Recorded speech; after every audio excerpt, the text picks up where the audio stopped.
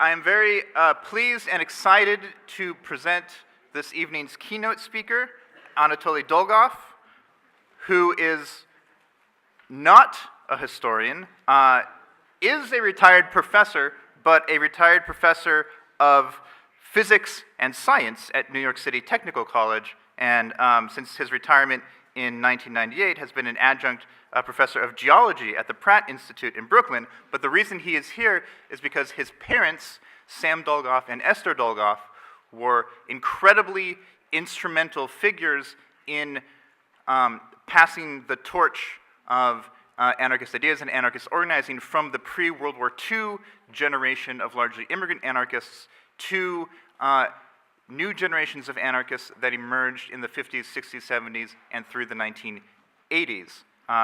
Anatole has recently, in 2016, published a memoir of his father and that milieu, Left of the Left, My Memories of Sam Dolgoff, which is an excellent read and is for sale outside. And without further ado, I'm going to let him seize the stage. So.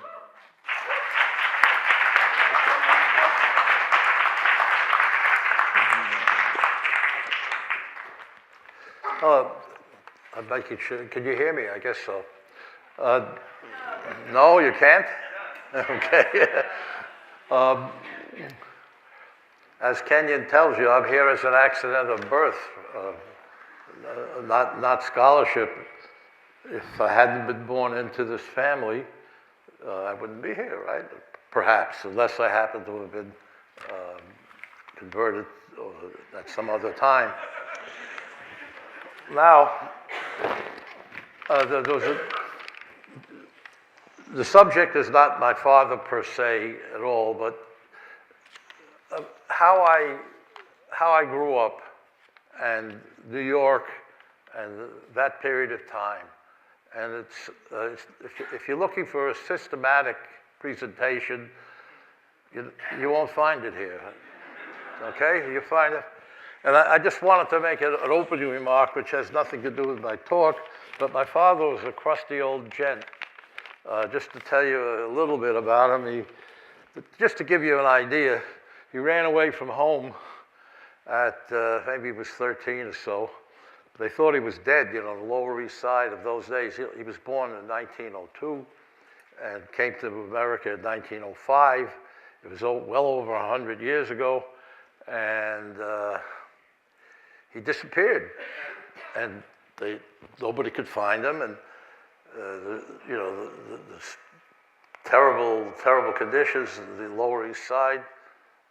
I refer to it in the book as the Calcutta streets of the Lower East Side. And my poor grandmother Anna thought he was dead. And then she opens the mailbox and, "Dear Ma, I'm in China. Schmoil," you know. And well, he ran away, and he took freights. In those days, you'd hitch freights across the United States. You're a kid, across the United States. Got a job on a ship, shoveling coal or something like that, to Shanghai. That was my father. So anyway, he was an independent. Some good friends here I see in the audience remember him. He was an independent, crusty old gent. So I could, in his spirit, I'll quote him on the existence of God. And he'd say, he had a gravel voice, a deep gravel voice. And he'd say, "If God exists, he would not be worthy of my respect." And that was his theory of religion. Okay, so of course we know that there are deeper things to it. I'm not trying to minimize the discussion. I really am not. Deeper philosophically, but this is the kind of guy he was. Now, I'm, as you heard, a professor of geology and so on. And so I thought that I'd give you guys a little geography lesson.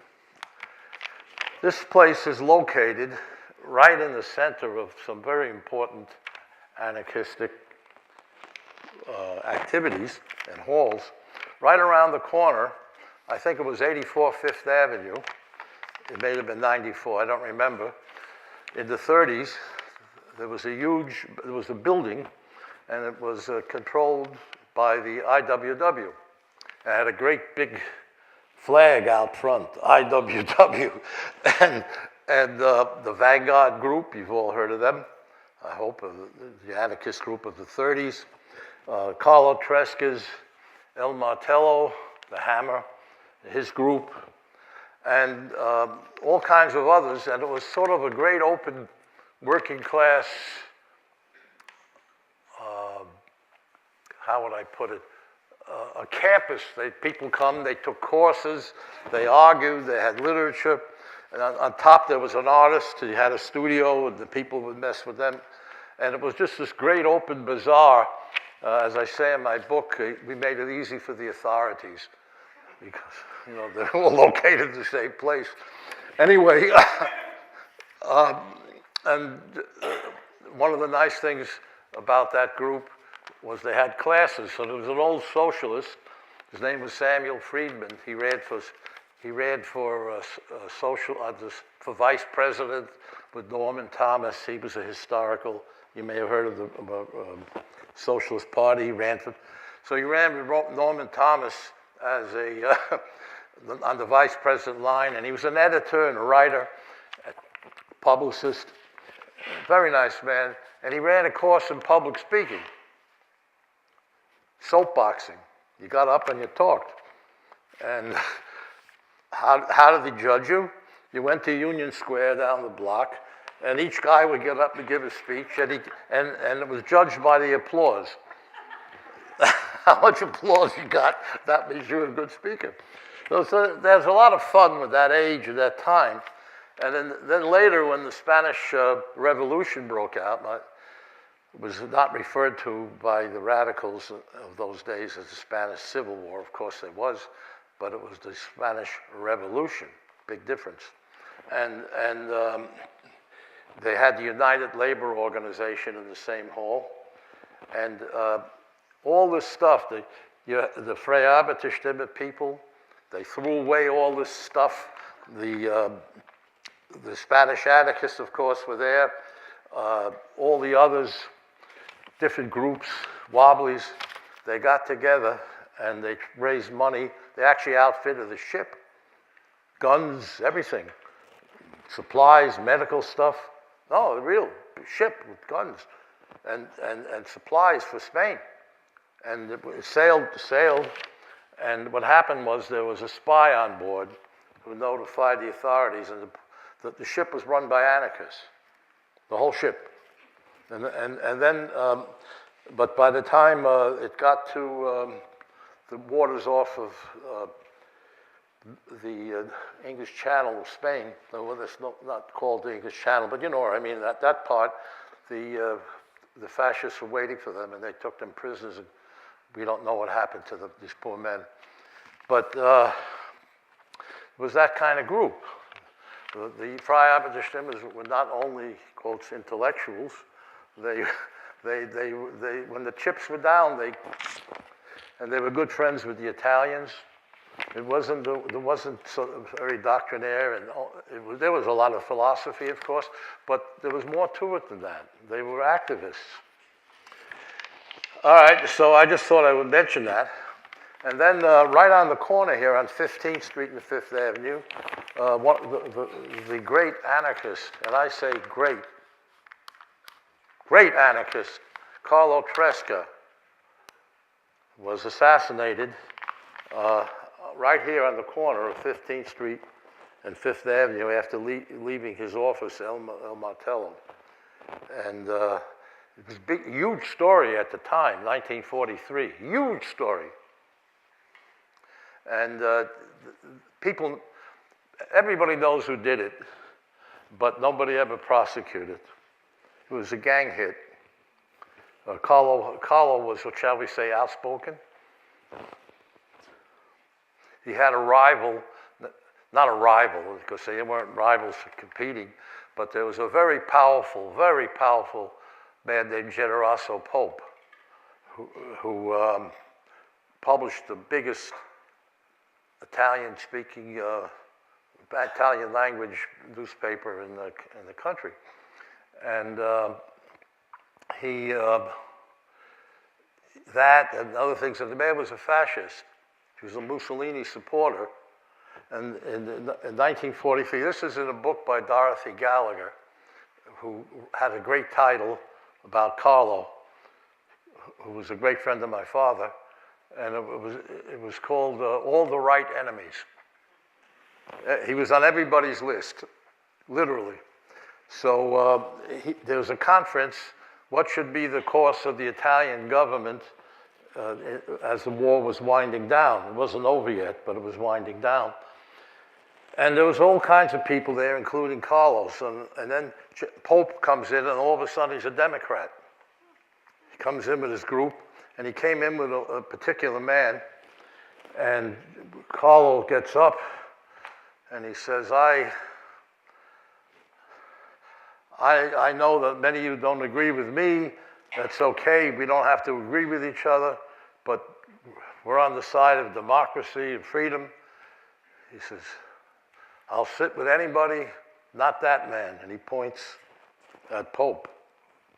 And he says, not only is the fascists come here, but he's brought his gangster along. And his gangster was a high-ranking member, a man named Garofalo. And he was a high-ranking member of the Carlo Gambino family. And he was a smooth kind of gangster, you know, went to opera and all, but nevertheless, and he was quoted as saying, you could read Nunzio Perdicone's book, very good book, you know which one I'm referring to, about Carlo Tresca, and to show you my father, he knew Perdicone's father. So anyway, this is my father. So he said to people, in a little while, Mr. Tresca will know who I am.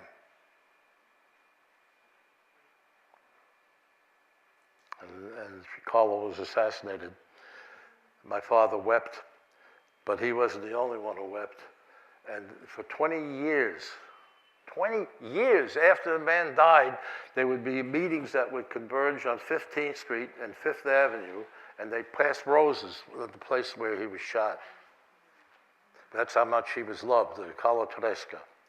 That's why I said a great, great, great anarchist of his day.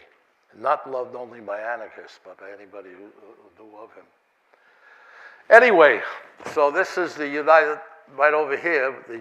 But now we'll take a little walk, and we'll go down to Broadway, which you know isn't far, 1 block or so, and you go south to, a little bit south of 12th Street, between 11th and 12th Street, diagonally across from the Strand bookstore. You know where that is, you guys? But there was no Strand in those days, and there was it's a little rickety old building, and you ran upstairs, and it was the hall was called the CIA Hall, the Solidaridad Internacional Antifascista.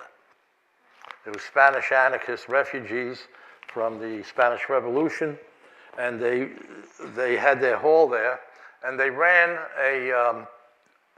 they had a dinner every once a month where they cooked paella. I got it wrong in the book. I said it was arroz con pollo. My brother said, no, it was paella.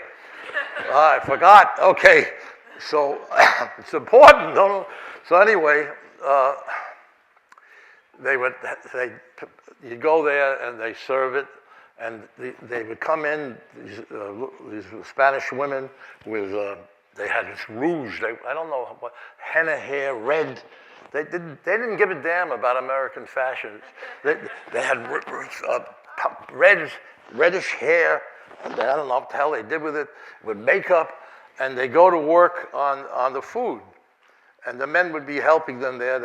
No one even said a word because they knew what to do, everything. And they would serve these dinners once a month. And then there would be did the speakers. And if you wanted to know what the hell was going on in Spain and in Latin America or any of these places, there's where you went. You went to the Garcia Hall. Sam's, my father, I call him Sam. Sam's good. He didn't like to be called father. Didn't like it. He said it was too authoritarian intonations. I'm serious. He was an interesting kind of character. You know, he'd say to me, respect me if you think I deserve it. That's how he meant, not because I'm a father. This is how. So anyway, what was I going to say is he had a great friend, Russell Blackwell, kind of a tall, thin guy, bent over, wasp to the core, you know what I mean? With the Adam's apple and a hat. He wore this hat, and he had this gray suit that never seemed to somehow fit. And something always off with it, and he'd walk, you know. And Russell started out as a communist, organizing youth groups in Mexico, Honduras, Guatemala in the 1920s. Can you imagine? He'd go from villages to villages. He spoke incredibly good Spanish. And he became friends with a fellow you may have heard of. His name was Diego Rivera. They both were expelled, but they took Diego back. It was Diego Rivera, you know. But Russell, they didn't give a damn. So you know, you can imagine.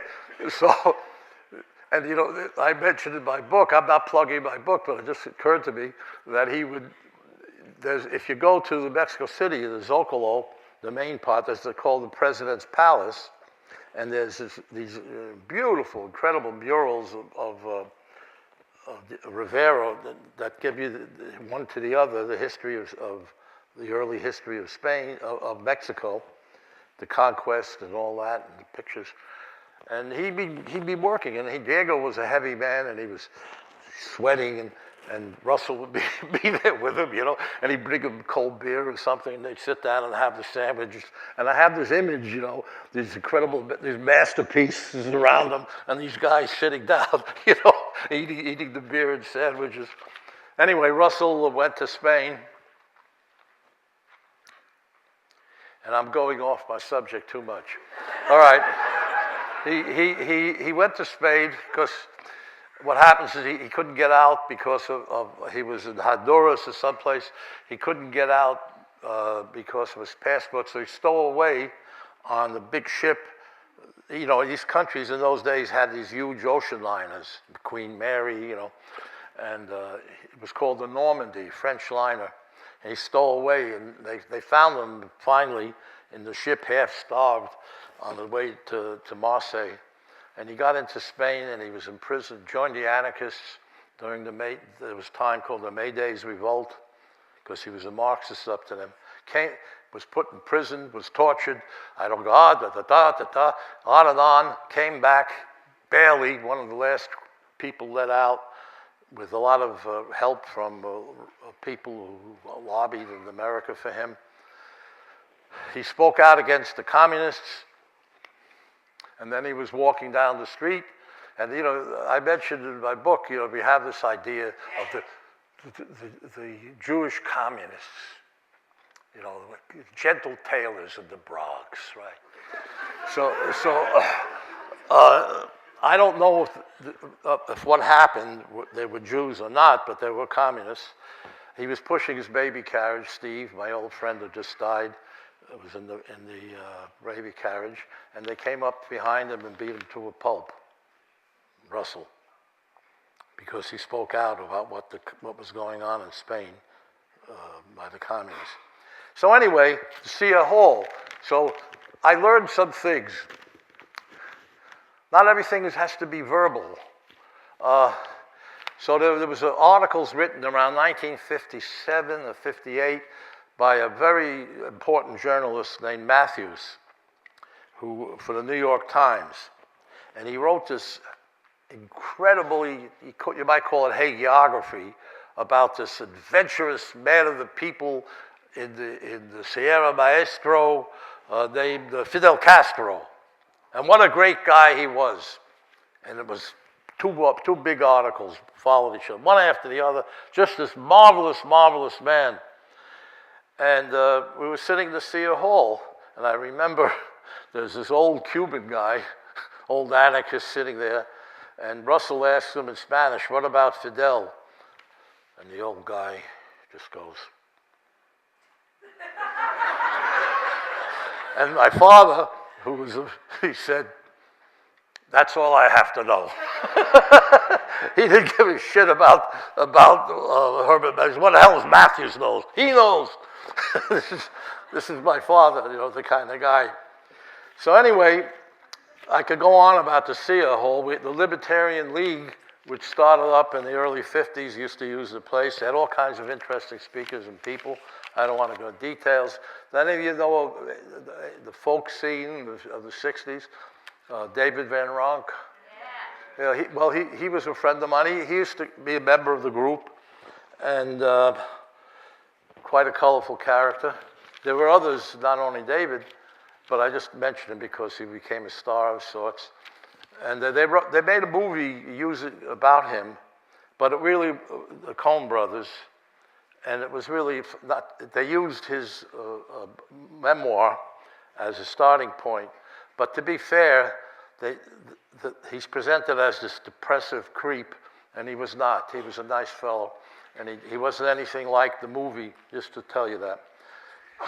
And I have to say something else. He stole my girlfriend. So if here I am admitting it, that he's a nice fellow. So anyway, so I will go on. To be honest, at the time, the way I was an inexperienced boy, and if I was the girl, I'd pick David too, Anyway, so we go on. So I'm joking with you, just the way it is. Now, here's another place which you never heard of. It's on 7th Avenue, around between 14th and 15th Street. And I don't know if it's still there.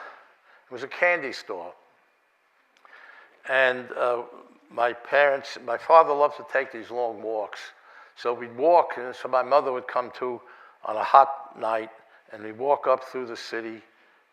We lived way down way down at the bottom, and we walk up to 15th Street and 7th Avenue. And who was there?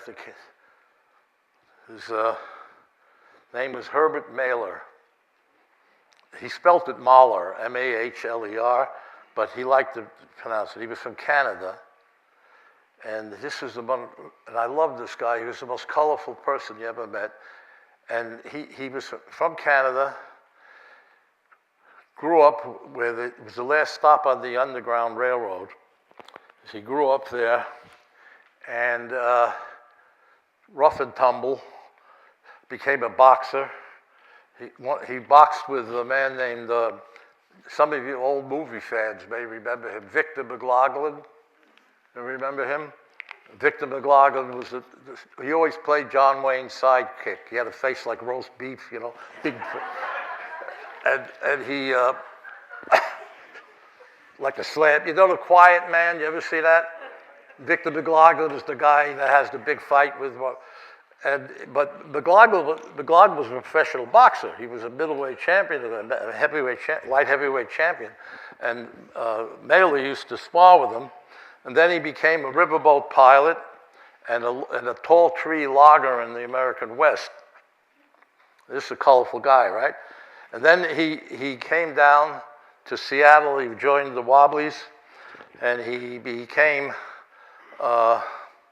the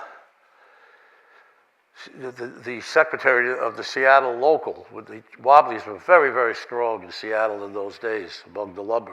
They were a real factor. And you'll see there's a reason why I'm telling you about all this. And but he had this great ironic sense of humor. Here he was running a candy store. He had a white apron. Juicy fruits.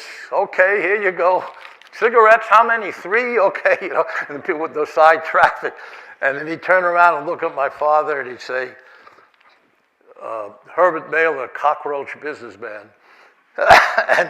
and he had to said some irony about, he had to make a living after all, you know. He was sent to prison during the, he was one of the people indicted during the Espionage Act, you know, in 1918, the great trial. 5 years in Leavenworth prison is not easy. And he, but he was secretary at that time of the Seattle local. And he became, through his experiences, he became a brilliant amateur lawyer. He knew the law, and he founded a group called the General Defense Committee of the IWW. You heard of them? And he was the guy, Herb Mahler. And he was a major figure in the Wobblies of his age. And he rescued, I don't know how many men from being hung and put in prison for years because of his legal skills, and which he learned in Seattle. So I'm talking about Seattle because now I'm going to show you a picture. Where is it? Here it is. There he is. I was asked not to keep it on too long. And you know, when I look at the picture, you look at the hair of the poor fellow and the profile and the general body build. I could see myself there. I'm not joking now. And what happened was the Wobblies had a major free speech fight in Everett, Washington. It was called the Everett Massacre. Have you ever heard of it, anybody? Some of you may have, some of you may not. It was a brutal, see, the Wobblies, like Herb Mahler used to say this. He'd say, the Constitution, he says, just a goddamn piece of paper. You had to go there and get your rights. And the Wobblies had free speech fights up and down the West. I mean, you want to have a Westerns, you know, they have about, they show you, you got to know the history of the Wobblies and the miners and so on. That's the real Westerns, you know, if you want to talk about action. And so what happened is there was, over about a year's time, there was a steady build-up, tension. And finally, they grabbed, they were doing all kinds of brutalities, the authorities, but finally they grabbed about 25 Wobblies, put them up on a park, it was called Beverly Park, up on a hill, and they made them run the gauntlet with clubs. And they beat them senseless. Teeth were found later, bones, all kinds of stuff. And then they had a cattle prod at the end. They fell into it, the men. And then they had to go back 25 miles by foot to Seattle, carrying I mean, it was unbelievable. They could hear the shouts and groans 400 yards away. They had farmhouses and people. To the credit of the people of Everett, they were outraged. They were on the Wobbly side when they found out about this. So it was the police. So the Wobblies decided to go back. They were gutsy people, you know. They really had, I don't want to use the vernacular, but they had guts. And they got a ferry, and plain old ferry. They took it across from Seattle, some Puget Sound, to Everett. Can you imagine Everett today, the home Microsoft? Anyway, they came into the docks, and they pulled up, and surrounding them in a semicircle were armed deputies, and they were dug in, you know, behind sandbags and all the rest of it. And the Sheriff McKay is one of the great lines. He comes in and he says, "Who's your leader?" And they all shouted, "We're all our leaders." Wonderful, right? We're all our leaders. And then they said, you can't dock here. And they said, to hell we can't. They were unarmed, the Wobblies, because they were invited to come by a church group, actually, and they were waiting for him up at the hill, and they were not looking for a fight. Bullets rang out, and four men were killed instantly, and this is one of them. And who was he? Well, his name is Abraham Rabinowitz, Russian Jew from New York City, college graduate. What was Abraham Rabinowitz in 1915 doing? The idealism of the man. He was up there with the Wobblies, anarchist, obviously. And the harvest, see, what happened is they would go from the harvest fields to the lumber camps. He went through the whole route with them. And that's all. I don't know anything more about him, except that his body was sent back to New York City to be claimed by his parents or whomever. There were others killed too, I don't say no. So they had a trial. Naturally, they accused 79 Wobblies of murder. It's preposterous. I mean, just on the face of it, it's preposterous. But there were several people shot and killed. There were there were a bunch of Wobblies died, and also they washed out to sea. And then the two deputies were shot, but they could have been shot by their own crossfire. Nobody established it. So they had this trial. And on the trial, they had a witness. The young man comes out, and he's got one leg, because his leg had just been blown off, literally. He was wounded. The judge says, "What's your name? Golden Block or something? Are you Polish?" You know, because he says, "No, I'm a Jew." That's what he said. "I'm not Polish, I'm a Jew." That's how he identified himself. And also I have to mention that during the trial, another witness for the defense was a young man. He was described as a stripling. You know, the old-fashioned language of the Britain. Young, that means young. And he was a rabbi's son. I forget his name. And he joined the IWW. So what I'm getting at is we haven't scratched the surface of the history of the Jews in America and their contributions and their entanglements with the radical movement. We really haven't. We don't know anything. I'm not denigrating the research done. No, when I say we don't know anything, it's not what I meant. You know, I'm using this in a figurative sense. There's so much to know. I'm using it in the sense of Newton. You know, Newton's famous quote, people may think I found out so much, but he says, I feel like I'm walking along the beach, and I pick up a shell here and a pebble there, and out in front of me is the great ocean of the unknown. That's a famous quote by Newton. And of course, he was right, as we know. So that's the sense I meant that we don't know anything, not to denigrate. But I'm thinking that there's much, much more about the Jewish experience in America than we've even started to discuss. I really do mean that.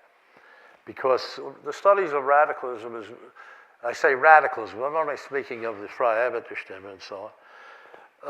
It's been largely ignored or suppressed and so on and so forth. It just, with conferences like this, is starting to come back into its own. And I don't say that poor Abraham Rabinowitz necessarily has something of great historical importance, probably not, but I'm using him as a symbol. And I'll tell you emotionally, the reason I have him here is emotionally, somehow I identify him with him. I can't explain it. Does that make any sense to you? I mean, how many Jews have been murdered? How many? Why should this guy be of any significance? but maybe that's the reason. Anyway, we move along. Now the second one. Here's an interesting pic. This is the Free Society of Chicago. Chicago had a huge, oh wow, how many people? A huge group of anarchists. Oh my goodness. Anyway, relatively speaking, right? A big group. And the prominent gentleman in the third row there is Rudolf Rocker and his wife, or companion. And that's another thing. This, of course, today is taken as common, but in my parents' day, it was not. My father never called my mother his wife. He called her his life companion. That's the way he was, you know. So anyway, we go over here, and there's my dad, the last guy in the last row with the shaggy black hair. You see him? Way up there. You guys see him? And I don't know everybody here. This was given to me by Paul Average, by the way. I was very good friends with Paul. There's a third fellow in the last row. Well, I guess he's in the, I'm not quite sure how you count it, but you see this guy with the broad forehead and a mustache? You see what I mean? Yeah. Well, he's named Grigory Petrovich Maximov. And people were speaking about the Russian anarchist papers during the Russia. Gelos Todos, excuse me, I don't pronounce it well. And he was an editor, important editor. And he was quite a guy. I mean, I don't know where these people get this courage, but he was working. He was working for the Metal Workers Union in Kharkov, which is kind of like the Pittsburgh of the Ukraine in those days. You know what I mean? It was heavy industrial. That was not meant to be a joke, but you can laugh if you like. But I mean, anyway,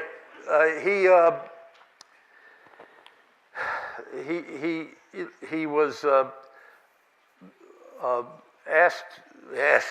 They wanted him to become a propagandist for the Communist Party, and he refused. And he says, I'll join the army. I'll do something better. I'll fight the whites with a rifle. If you do one simple thing, told this to Lenin, if you restore civil liberties,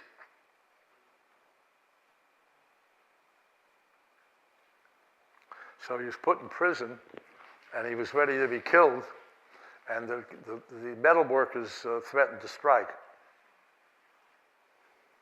So he was let out.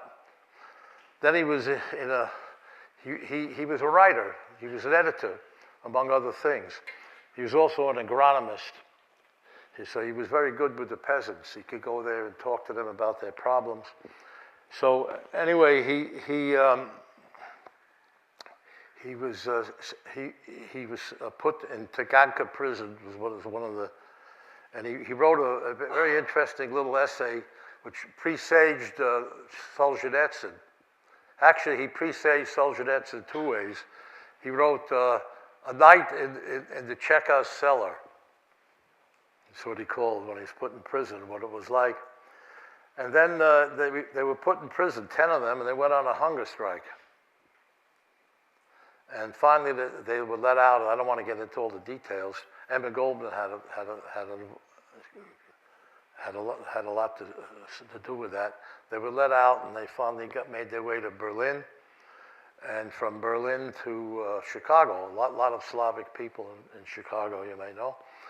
And he settled there, and he became a paper hanger, working man.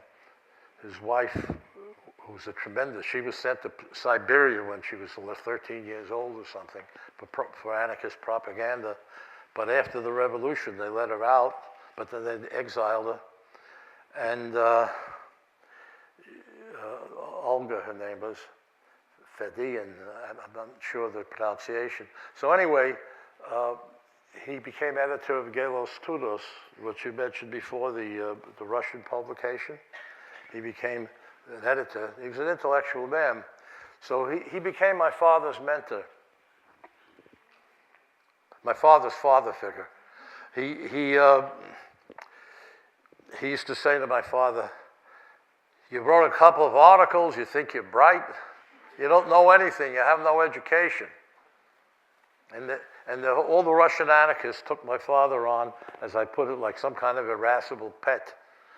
And they educated him. They give him books to read, and they come back, and he was a great teacher because he never told my father what to think. He only questioned. So anyway, this is Maximov. He wrote a great book. Paul Berman refers to it, which was never given the credit it should have had because it presaged Solzhenitsyn's Gulag Archipelago by 30 years or more. It was called The Guillotine at Work, where he documented Lenin's crimes, clearly documented his crimes and what he had done and not done. And it was published, I'm repeating some of Paul's, but it was published by the IWW. Not officially, but that's what happened. It was that, and the man who helped him with the editorial work, you may have heard of it. You ever hear the song Solidarity, forever? Ralph Chaplin. Isn't that interesting, the connections that I made? So anyway, 5 minutes, okay. So I went on too long. I just want to mention that we lived in the Lower East Side, about a block from the water. And first it was Cherry Street, then it was Clinton Street. What?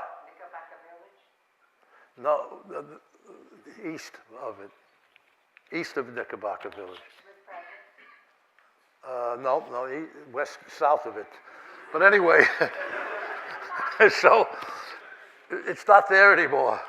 So I do remember a big anti-aircraft gun, huge goddamn thing, was a half a block long, to guard the Navy Yard across the river.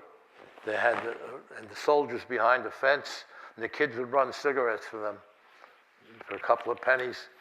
And anyway, I don't have much time, I see, but what I wanted to mention was what happened. It became a kind of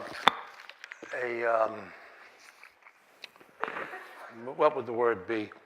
A loosely knit affinity group swirling in all directions, more or less around my parents' home, but not only them, but mostly. And they had all kinds of interesting people that lived down there. Some of them were, and I'm sort of telescoping the times at different times. So I could mention so many, but I have to mention 3 or 4 guys quickly. And if I go a little bit over, of course, there was some people you may know of. How many of you know of Sid Solomon? Some of you, yes. Very excellent person. Audrey Goodfriend. Some other, Jack Frager.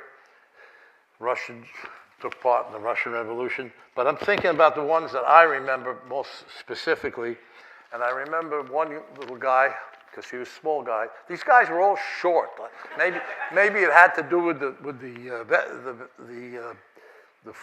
diets of the time, But they were tough little guys. You understand? I described this fellow's name as Franz Flagler, and he had a sort of tough kind of voice. He talked out of the corner of his mouth because he came from Austria originally, and he was He was a member, by the way. He was on the executive board of Freie Arbeiterstimme, but he was not intellectual. He was. I mean, he was a very well-read man, but that was the.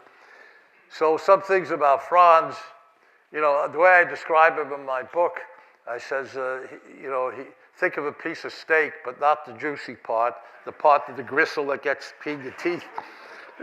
This was Franz. You know what I mean?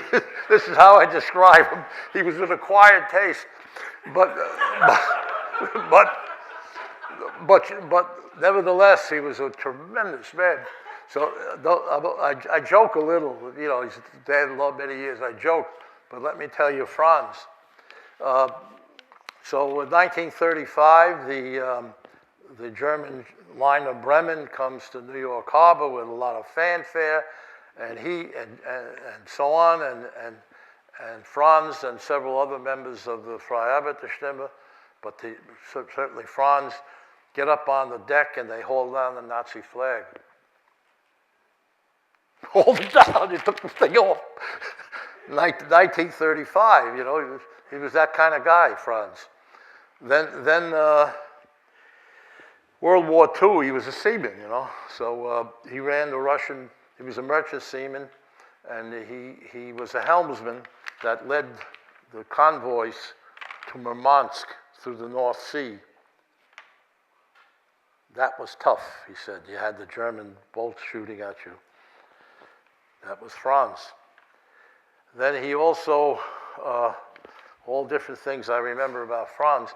He was a stumpy little soapbox boxer. And you know, to be a soapboxer was not easy. You had to get up there in front of a crowd. You had to know what was going on. You could get killed. You don't know what the people are doing.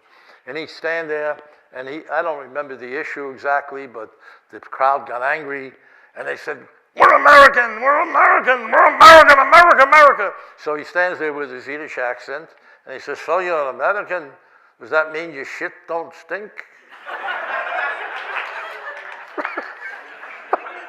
A very tactful remark, you know. So, I mean, he could have been killed, you know. But this was Franz, you know. How could you hate a man like this, right? So anyway, you know. So Franz was a great friend of ours. He come over, and I got to mention a couple of others.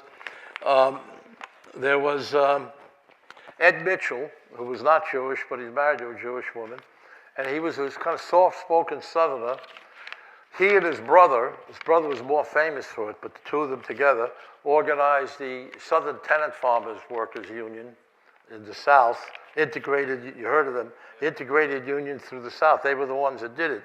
And he claimed he had no trouble with the race issue, but they both, black and white, recognized their common.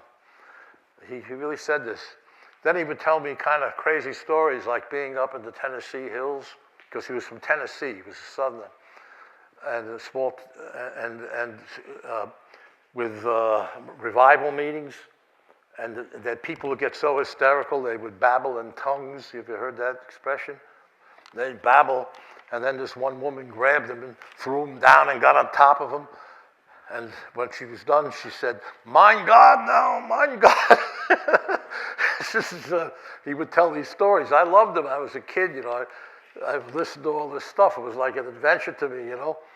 And I'm going to mention two others quickly.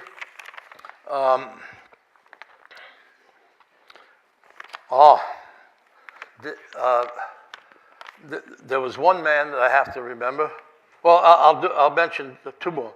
There's a man named Dave Baer, and here's what I want to do.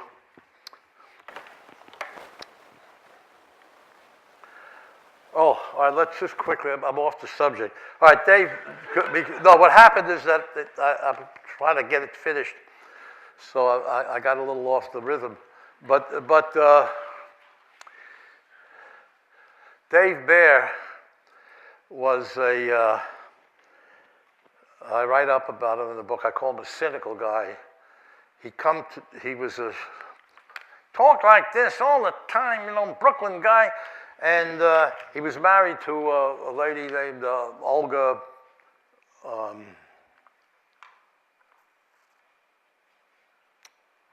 my goodness! Just right now, I forget. They're Ukrainian anarchists, and they lived in America for a long time. It'll come to me. But he would come in. He was a sailor. And he'd come in, and he'd come to Brooklyn, where we lived, And he'd come in, he'd look around and he'd sit down, sallow complexion, and he'd say to my father, "Look at how you live. You live like shit, How could you live like this, And then he'd say, "The working class, throw him a bowl of soup." This is how he'd talk, Then he'd see something in the news. He was very cynical. He'd see something in the news and he'd say, he'd say, "Throw him a bone and they'll gnaw on it." That's what he talked about the work. He said, "But is this the thing, the reason?" He says, "For this our men sacrificed, got hit in the head for, sent to prison for." He was talking about the 50s and what people were like. And, he was cynical. The last story. So it ends up that he becomes an executive in an Israeli shipping company.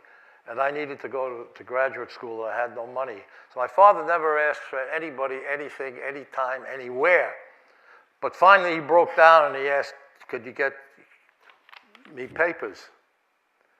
And I remember coming to him, he throws it ahead of me. He says, "Here, keep that. That's not easy to get." And I got me my Siemens papers. And then this I thought was rather funny. He gets on the telephone and he calls up, I don't know if you ever heard of him, a man named Paul Hall, who was Jimmy Hoffa's School of Unionism.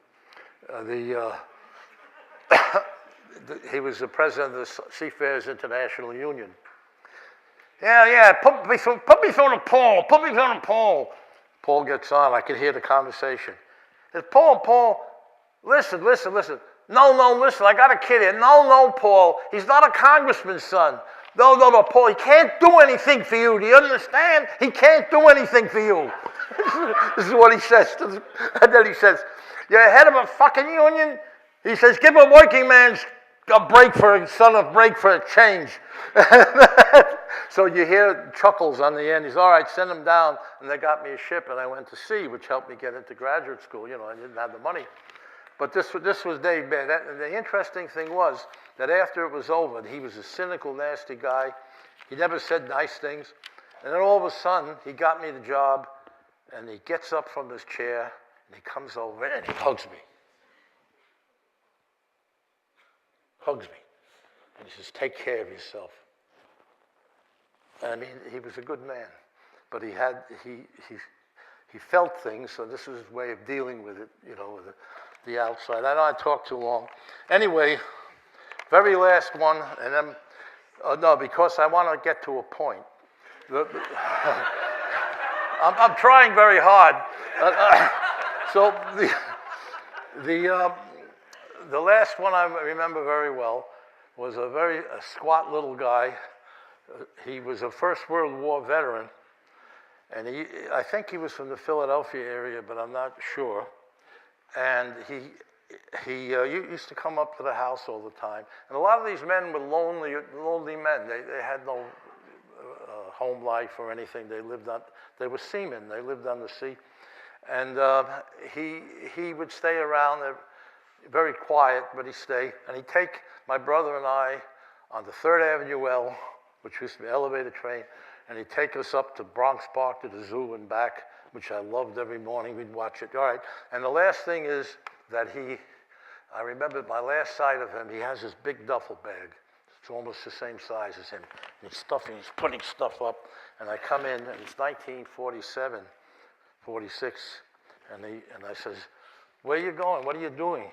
He said, "I'm going to help my people. I'm going to help my people." And what they did, Ed Mitchell, Dave Baer, Middleman, Franz Flegler, they smuggled the Jews past the Palestinian blockades, the English blockades to Palestine. They were instrumental in it. Franz was the first mate or captain on a ship called the Jehiah Wedgwood, and they had another ship that was, believe it or not, in Staten Island, a fast mover, and it was Dave took it. They were all officers in the Merchant Marine, and they ran the blockade. Poor Franz had to hide out. The British went crazy for him. They wanted to get him after he smuggled them. They hid out in the kibbutz until the cooled down. And I could go on, but this is experiences that I've had. I told you I wouldn't be coherent.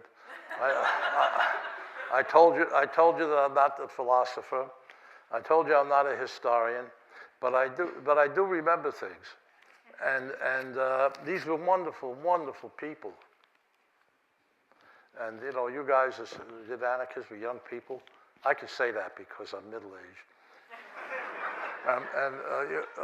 You're young, you know, you're starting out in a certain direction. You're part of a great tradition. Maybe you wouldn't agree with everything each one of them said today. Don't forget they lived 100 years ago. They were born over 100 years ago. And things, you know, the styles change, conditions change. But the main point was there was a sense of humanity to them, a sense of courage, a sense of not letting the other guy do it. Oh, you know, my father used to call it intestinal fortitude. Well, thank you very much.